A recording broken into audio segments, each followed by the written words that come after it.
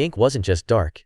It was void black, absorbing the lamplight as it flowed from a quill held by no hand. Each frantic scratch of the nib was accompanied by a wet, gurgling breath, a sound that didn't come from the room, but from somewhere much deeper. The scent of ozone and old, damp paper filled the study, a cold so profound it settled into the bones of anyone who might have been there to feel it. And then, the whispering began, not from a corner, but from the very paper itself, the words seeming to form in the air just as they were etched. This was no mere ghost story. This was a message, scrawled from a place where time had no meaning, by someone or something desperate to be heard. What would drive a soul to such a frantic, impossible act? What final, terrible understanding had they reached in their last moments? The answer lies in the final words it wrote.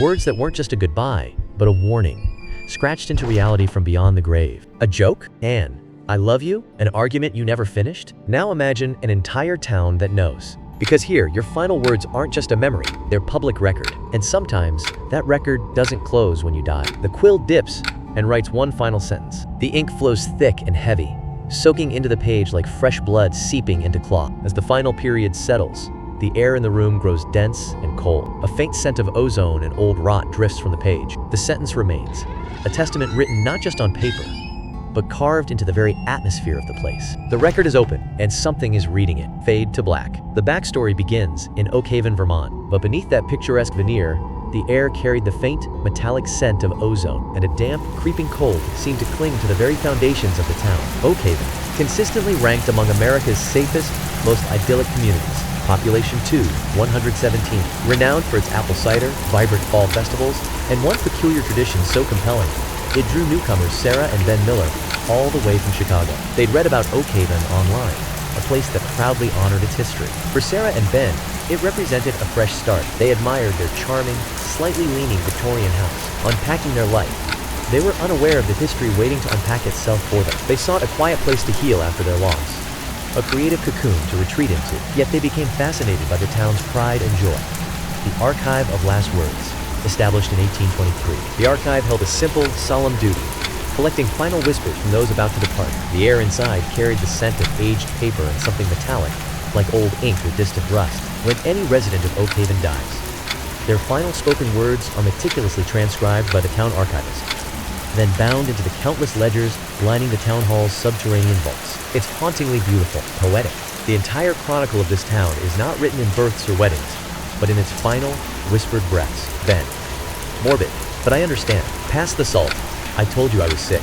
The ultimate punchline. The air inside was thick, tasting of dust, old paper, and something faintly metallic, like cold iron. Their footsteps on the worn stone floor were the only sound, each one swallowed by the oppressive quiet of the place. Inside the hushed, wood-paneled room, elderly Mr. Alistair, 70s, precise, with eyes like polished stones, carefully opened the ledger, his white cotton gloves barely whispering against the pages. The air carried the scent of old paper and distant rot, a subtle decay that clung to the stillness. His movements were deliberate, each turn of a page releasing a dry, brittle sound that seemed to echo in the quiet. A cold draft seeped from the ledger's spine, carrying with it a whisper of something long forgotten. It's not morbidity, it's reverence, the final, conscious thought-given voice, a signature on the contract of a life. We keep them safe, we keep them contained. Then the situation escalated. Her flashlight beam caught the glint of tarnished metal in the corner. A faint scent of damp wood and old perfume clung to the air around it. She opened it, and a distorted, slow rendition of Greensleeves began to play. Beneath the melody,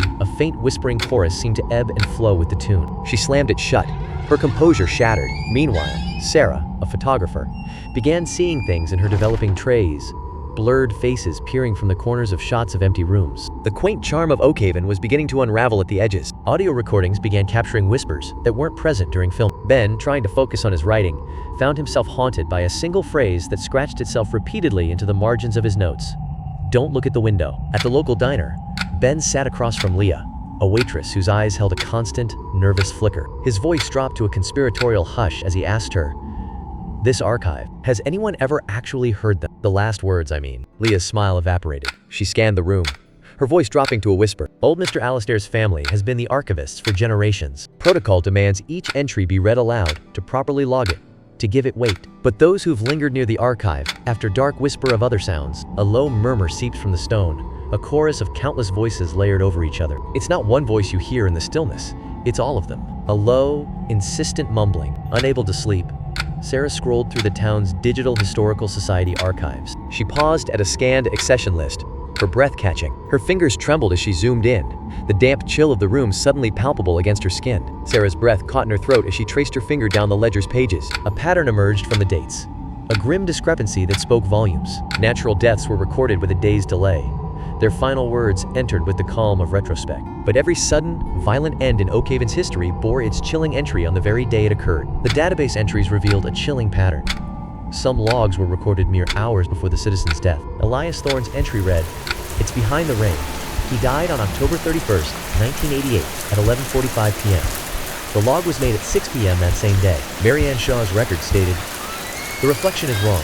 She perished on February 2nd, 2003 at 3:15 p.m. These cryptic final messages, logged just before their demise, carried the metallic scent of ozone and the weight of impending doom. February 2nd, 2003, 9 in the morning. Sarah's voice is a low murmur, more to herself than the tape. "They're not just recording history," she breathes, the air tasting of old paper and cold dread. "They're receiving it." In that moment, the storm's fury peaks. The power flickers, gasps, and dies, plunging the old house into a suffocating blackness. Ben was away for the night, leaving Sarah utterly alone. Outside, the wind moaned, its gusts shaping themselves into faint, whispering syllables. Seeking comfort, she struck a match.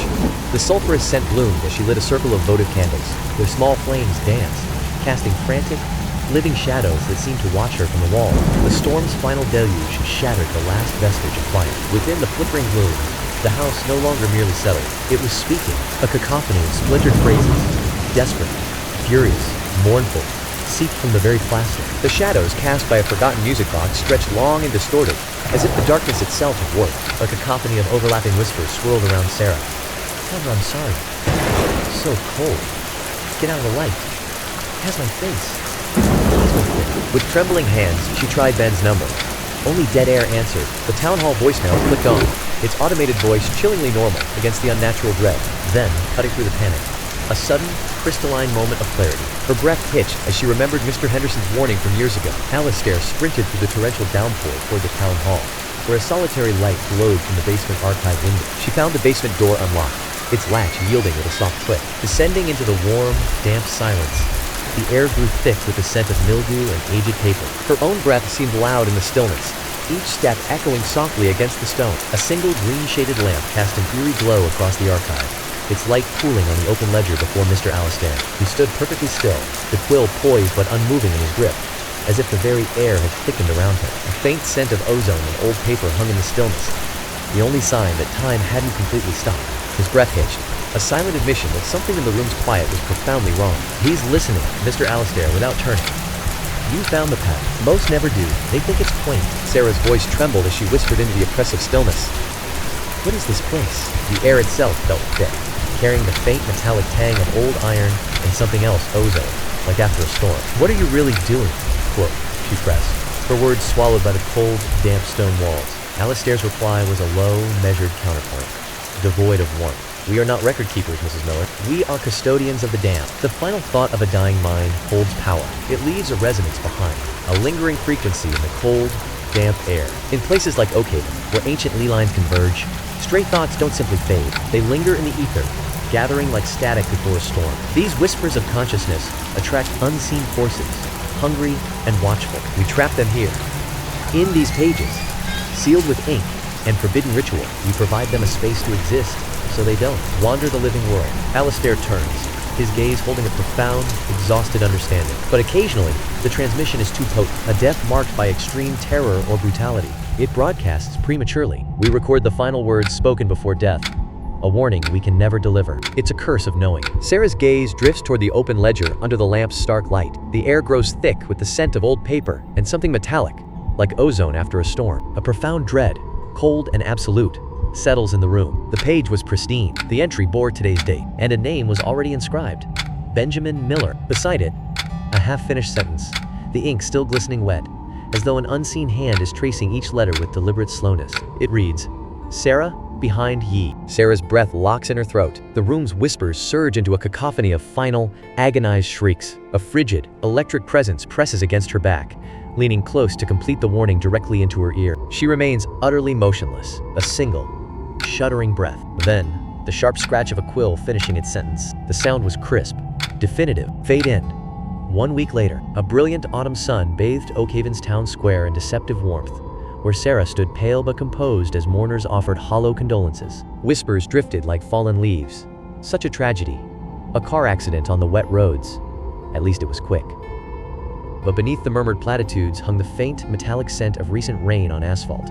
A sharp, ozone tang that cut through the autumn decay. Sarah's fingers, cold and stiff, brushed against the damp wool of her coat as she accepted another meaningless embrace, the fabric clinging with morning moisture. Alistair advanced towards Sarah, his expression a cipher of stone. He extended a hand, offering a small, sealed envelope. The air between them grew thick, carrying a faint metallic scent like old coins. "For you," he uttered, his voice a low monotone. His entry, "It is closed." She waits until she is utterly alone in her silent, sun-drenched living room. The music box is gone. With trembling fingers, she opens the envelope. A single slip of archival paper, yellowed and brittle at the edges, rested on the desk. The words, scrawled in faded ink, read, "Benjamin Miller." Final words, "Sarah, behind you." The brakes aren't. The scent of old paper and dust hung in the air, thick and cloying. Sarah stared at it, her breath catching in her throat as the unfinished sentence echoed in the silent room. Her gaze drifted to the antique mirror on the wall. In its reflection, the sunlit room was swallowed by a deep, murky twilight. And there,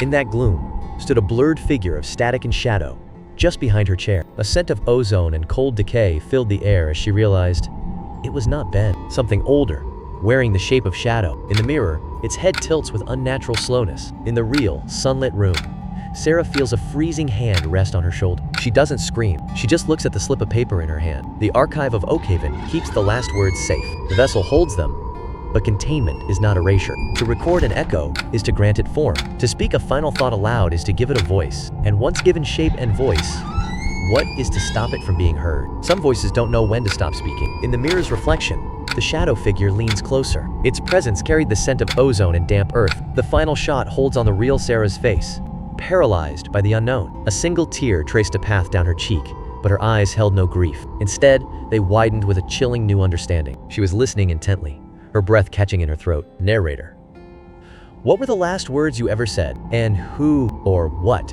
is listening to them right now? The screen fades to black. A warped, distant music box tinkles through static. 1,000 final, desperate whispers rise in a chorus, then fade into a heavy, empty silence.